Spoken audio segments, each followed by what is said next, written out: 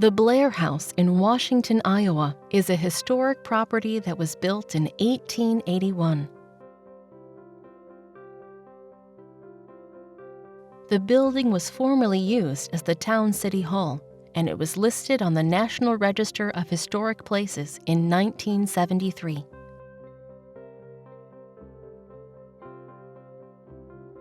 It is one of the few Victorian houses that remain in this area.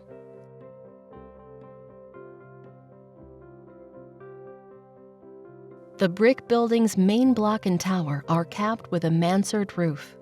An EcoStar roof was designed and installed to maintain the historic appeal of the structure.